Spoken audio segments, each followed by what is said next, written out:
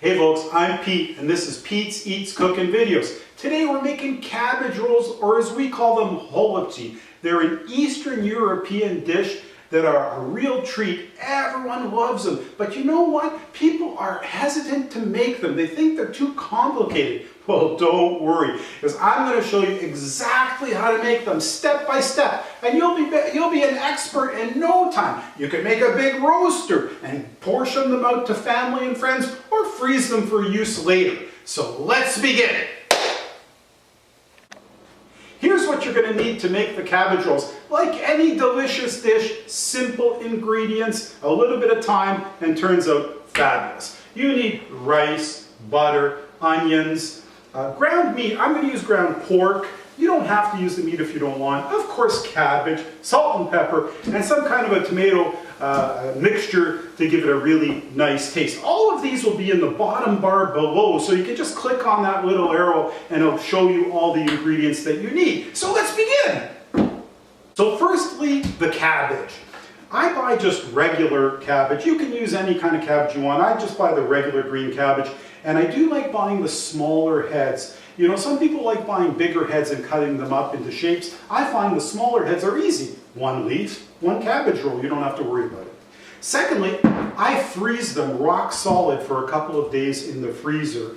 When I started making cabbage rolls, I had a lot of trouble with the cabbage being too tough. It's in spite of boiling the cabbage and rolling them and putting them in the oven for 2 hours, they were still not soft. So I find now that if you freeze it and then bring it to a boil and simmer them until the leaves fall off the head, it's a great way to ensure that they're going to be nice and soft. One last thing, I do leave these dodgy leaves on the outside. I leave them on because I'm going to use them to line the bottom of the pot because it's going to be in for 2 hours, so I want it not to burn. So there you go, some great tips.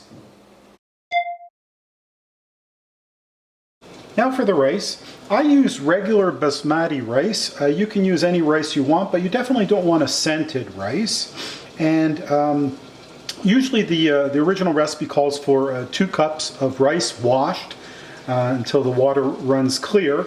And then for every cup of rice, you have 1 cup of boiling water you're going to pour into it. And then we're going to cook it for 1 minute. And then shut it off and let the water be absorbed into the rice. We just want the rice partially cooked. So here's the rice. I'm going to put in my water. This is now boiling water. I'll turn this burner on. Okay, I'm going to bring that to a boil.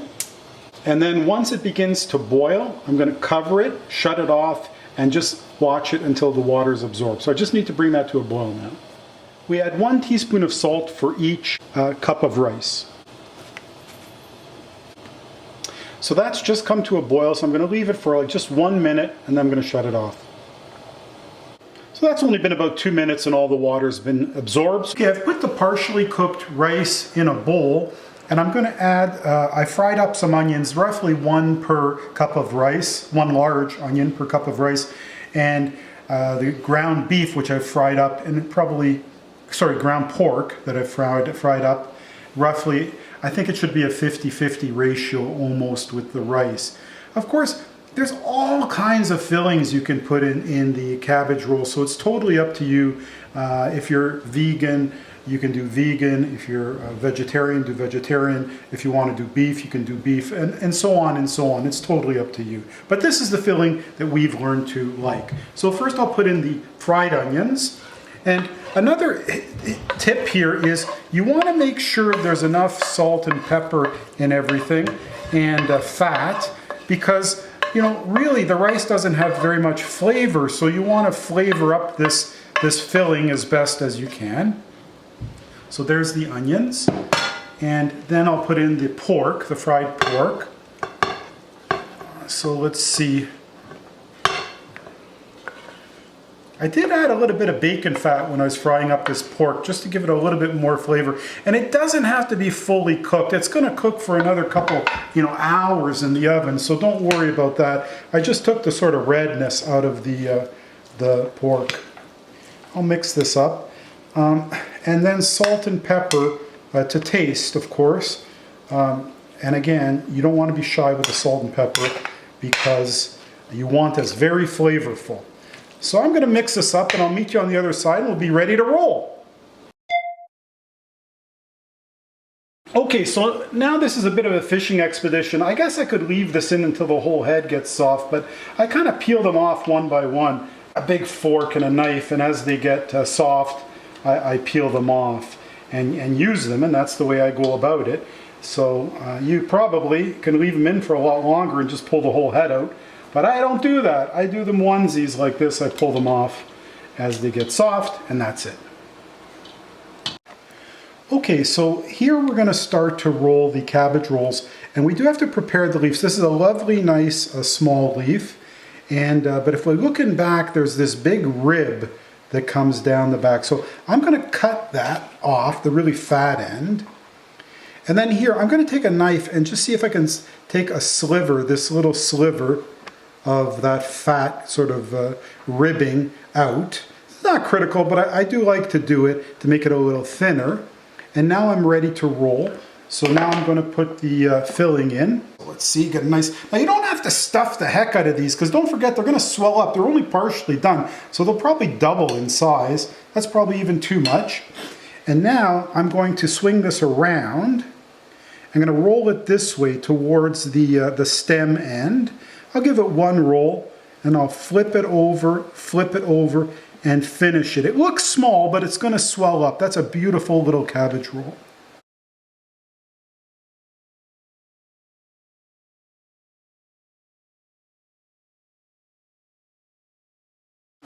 Some people like to give it a roll and then at the very end shove the ends in, but I can't seem to do that, so I'm not even going to try that. But it is another technique that some people use.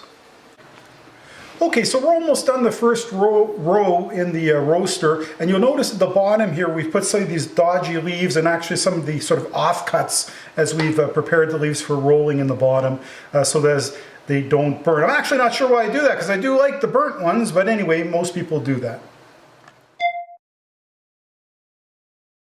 So here I'm going to make the sauce that we're going to pour on top of the cabbage rolls, and we want to bring it just up to the sort of the bottom of the top layer of the cabbage rolls so it will be absorbed in.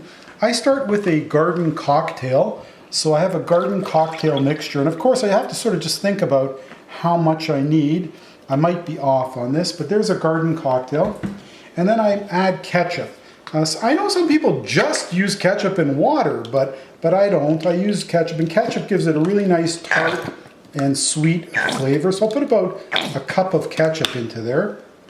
And then I am going to add a little bit of vinegar. So probably about a tablespoon of vinegar. I don't put garlic in when I fry the pork or the onions, but I do add garlic powder now. And I'll add that probably about a half teaspoon into this mixture. A pepper, of course, I want it nice and peppery, so probably about a teaspoon of pepper, and a little bit of sugar. Even though I know the ketchup has lots of sugar, I put probably about a good tablespoon of sugar. And now, last but not least, you can use salt, but I like using this herbamare mixture. It's a lovely, lovely salt and herb mixture, and I'll put about half a tablespoon of that herbamare mixture in there, and I'll mix it up.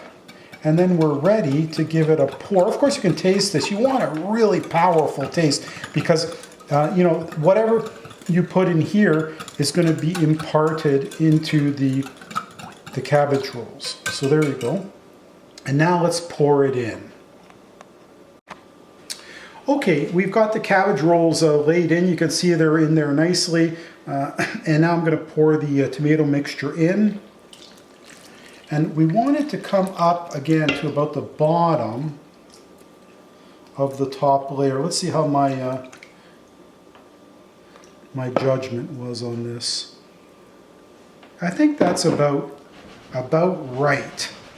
Okay, good. Maybe I put a little bit too much in, but that'll be okay. So as a final finish, what I'm going to do is I'm going to put some bacon strips on top, and they will render their fat right into the cabbage rolls. and make them super, super delicious there. And we're ready to go in the oven. We're gonna go in the oven for at 350 degrees for at least 2 hours. So there you go. They've been in the oven for 2 hours with the top on, and then I took the top off for about a half hour because there was a little bit too much moisture in there, so I wanted them to kind of dry up. They look absolutely excellent. We're gonna take them out, we're gonna eat them. We like eating them with sour cream. There you go. Enjoy.